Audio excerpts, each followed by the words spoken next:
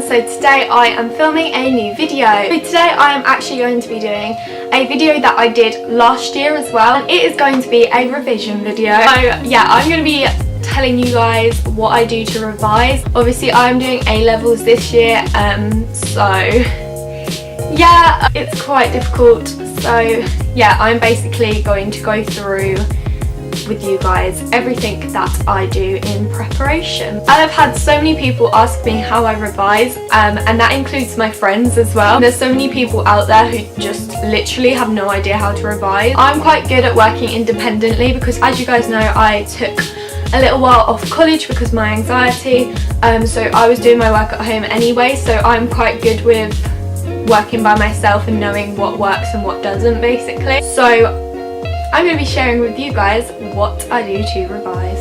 So I have got the biggest pile here on my bed of things that I want to talk to you guys about. So let's get into it. So the first thing that I recommend doing is writing out a to-do list. So I've got a notebook here which is just like a blank one. These are really handy because they're ones where you can rip the pages out neatly, and they've got holes so you can put them in a binder. So I take a lot of notes on these and stuff and put them in a binder. So yeah, these notebooks are really good. I think this one's from like Sainsbury's. Yeah, it's a pucker pad, however you say it. But yeah, so I've just wrote a to-do list. This is also only half a sheet, which is why I've wrote it down here and not up here. But yeah, just write a to-do list of everything you need to do and then take it off as you go, because it makes you feel so much more productive, but also it means that you don't forget anything that you need to do. Next thing I recommend doing is getting a planner. So this one I absolutely love. This is the Zoella Lifestyle I've Got a Great Plan one. This is so cool. Like, I love it so much because basically, guys, you have like each of the months like down the side here. So say this is May, and then you would go onto here, and then you've got an overview of the month here. So you can see my first exam I've got wrote down here, and it's on the 20th of May.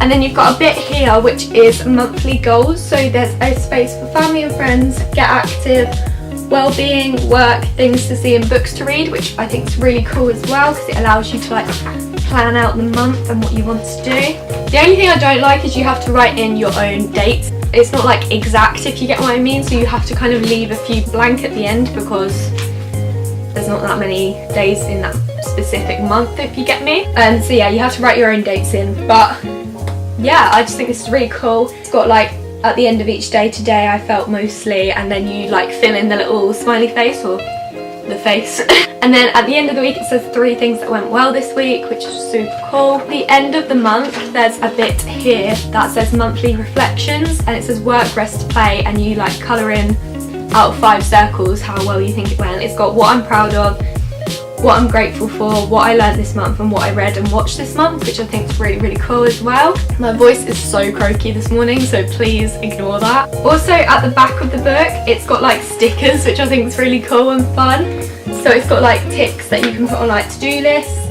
It's got like little bells, like maybe to do with importance. It's got like a little dinner plate so if you're going out for dinner with someone, balloons if you're going to a party, popcorn if you're going to the cinema, presents for birthdays, and aeroplanes for like holidays and things like that. So I think that's really, really cool as well. I've just like literally promoted Zoe's book, but here we are. Yeah, basically these are great to store in when you have got your exams, so you know exactly when it all is and you can see like an overview of it all. It's also really, really good because obviously you can write to-do lists in here as well and plan what you're going to do each day, and also you know when you're going out and things like that and when you can't do revision. The next thing I recommend doing, this is actually for sociology, so in case you guys don't know, I do sociology, business and English language. So for sociology I have made these, it's like a mind map but it's not a mind map, if you get what I mean, because I get a bit confused with mind maps sometimes. So basically I've got the topic name in the middle, so this is like crime and deviance, and then I have just filled in with a bunch of information around the outside. I've done that on both sides. I think I've got 2 lots for crime and deviance. I've got family and households, and then another family and households, but obviously that one's not got as much information on. Then I've got education. theory and methods again, and I think I started the beliefs one, but I'm not sure where that actually has got to, so maybe I still have that one to do, I can't remember. But this is a really good way of just getting all the information. Like sociology has got so much information that you need on there, so yeah, this is like a better way of kind of getting everything down on this. I actually took most of these notes from a YouTube video. Basically there was this girl who was doing sociology for A-level, and she'd made these PowerPoints and then she'd done a voiceover for them on YouTube and basically spoke through all the PowerPoints and explained it all, and then I just wrote down the notes on these. Basically got everything you need to know of the topic in there, so I will leave that in the description if any of you guys are taking A-level sociology as well and need a little bit of help. As I said, these are really good just to look at. You can bring them in just before an exam and just read through all the main information and stuff like that you need, so these are great. Plus they're quite fun to make because you can add colours and stuff like that. Obviously past papers are like probably the best thing you can do because it is just what could actually come up and the actual questions and the actual way it's structured and things like that. So you can go through them, answer it all, and then look at the marking scheme online or wherever, because you can just get these online, and then yeah, just go through the mark scheme and see what you've done wrong and see what you can improve on. It's so much better doing past paper questions and things like that than just revising, because obviously the stuff you revise may not always come up on the paper, and you obviously need to know how to structure it, like depending on how many marks it is and things like that. So yeah, it's just so much easier if you just go by past paper. I've just found the Beliefs in Society one for sociology, it's all good, I've done it. The next thing I recommend doing is getting different notebooks for your subject. Here I've got business and sociology. No I haven't, I've got business and English language. Sociology, I just do things like what I just showed you because it's a little bit more complex than just writing about stuff.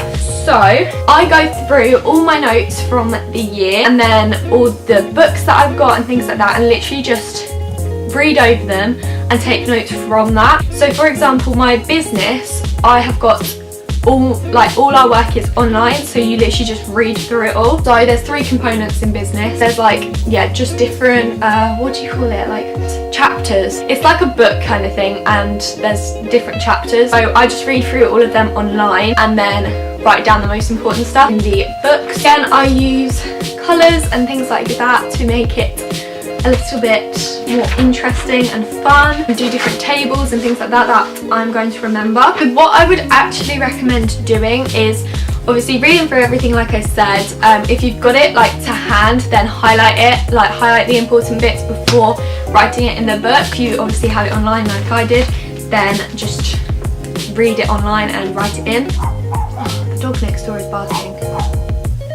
You can go through this book and highlight or just read through like I said, and basically minimise that down again, and then you can turn it into revision cards, which my business revision cards are in my bag and I can't be bothered to get them out, so turn them into revision cards. I also use Quizlet actually for business because I find it so much quicker to type rather than to write out individual revision cards. So I will leave the link to Quizlet down below as well, and they do loads of like mini games on there and things like that to do with revision cards as well, so it's not just like a boring revision card where you see one side and then look at the other, etc. So yeah, Quizlet is really good. You can make your own, you can look at other people's, and yeah, it's really good. So I use that for business like I said. Yeah, basically just keep like going over it all but like condensing it down as you go, so it'll be a lot easier to remember come the end.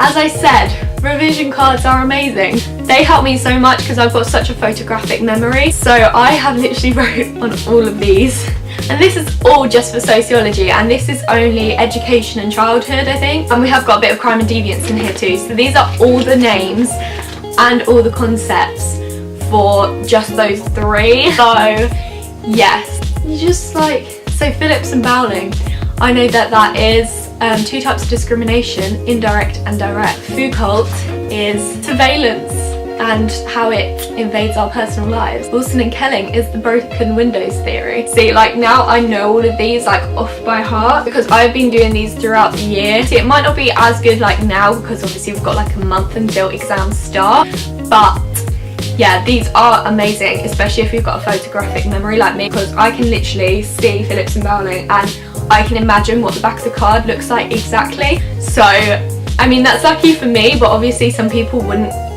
be able to remember like that. But yeah, these are very helpful for me. So another thing is obviously you've got to have good stationery, guys. So in my normal pencil case, I have got, make sure I have highlighters, because highlighters are like key. I've got like rulers to do like graphs and stuff, especially for like business. Obviously make sure you've got pens, and I have quite a few of these Stabilo, how do you say it, I don't know, pens, and they're like fine ones so you can write with them, so these are really cool. I've got the neon collection of those, so they're really good to like write stuff in like bright colours. And then I've got this whole bag here which is full of felt tip pens. This is like my favourite bit, because I'm just like, I absolutely love having felt tip pens. Like, this excites me so much, and I feel like it kind of motivates me to do revision, because I can like colour stuff in and make cute graphs and like make it look pretty, and then it actually makes me want to read it as well, rather than just seeing a bunch of words on the page and I'm just like, oh my god. Adding colour definitely makes me revise more and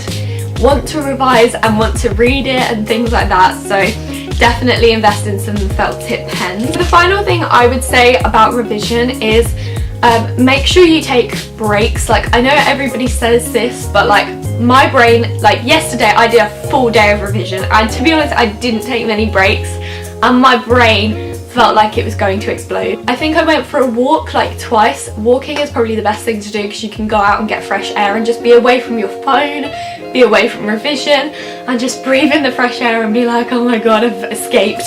So yeah, that is definitely a good thing. So yeah, I took the dog out once, and then I also went down to the co-op to like give my mum's parcel back or something. But yeah, little things like that can really help you. Another thing that I would suggest with like taking breaks and stuff is always have snacks with you so you can eat whilst you're doing revision, because that is also a great motivator, and you can't revise on an empty stomach. So make sure you drink lots of water. And I personally, like, I do revise better when I don't have anything on, when I'm not listening to music, when I'm not watching something on the TV. I do revise better because I take a lot more stuff in, but at the same time I hate silence, so I always have to have something playing in the background kind of thing. Like, even if I'm going to have a nap, like I have to put like YouTube on and like fall asleep whilst watching YouTube, so there's something going on in the background. So what I do a lot of the time is I do put YouTube on or Netflix, and I watch something in the background, even if it means that I take a little bit longer doing my revision, because it takes a card just said it was full, so that's great, and I've moved the camera a little bit, sorry about that. But as I was saying, I think it's a lot better kind of taking a little bit longer doing the revision and having something on the background than to not have anything on it at all. I feel like it kind of helps your brain a little bit, and it's not as kind of full on with the revision, if you get what I mean. I don't know if that makes sense, but yeah. That is probably all my tips that I have for revision. Yeah, I literally can't think of anything else right now. If you do have any other kind of ideas on how to revise or anything, leave them below, because I would love to see what you guys do to revise, but also anybody else who is watching this video might want to have some more ideas, you know? So I hope that this video did help you a little bit, whether you're doing GCSEs, AS levels, A levels, whatever. But just remember, guys, that this is not the end of the world if you fail. It's great if you pass, but yeah, it's just like, it's just another thing. There's no point getting stressed about it, there's no point getting worked up about it. Like, just chill, you'll be fine. We all have to do this, so you know, we're all in this together, guys. My exams start on the 20th of May and they end on the 12th of June. Then I go on holiday on the 13th of June, so I'm so excited. A little end of exam treat for me. But yeah, guys, good luck to everybody who is doing exams. I hope you all do very well, and yeah, just breathe, you'll be fine, promise. Okay guys, I hope you enjoyed this video. If you did, make sure to smash the thumbs up button. Make sure to also comment below any ideas that you want me to film. Thank you guys also for 1.8k on my Instagram. I love you guys so much. Also thank you for nearly 1,340 on this channel. Like, that is insane. I love you guys so much. We're growing so fast at the moment and I love it. Like, it just motivates me so much more when there's like more people coming in and stuff. I'm like, ah! So if this is the first video that you guys have watched, then hello, my name is Keira. I hope you like my videos. If you're not already, also make sure to check out my social media, which is on the screen now, and subscribe to this channel if you're not already. I keep clapping in my videos. I need to stop. I did it again. Yeah, I hope you enjoyed this video, and I did it again. I hope you guys enjoyed this video, and I'll see you all very, very soon with a new one. Bye. I like me better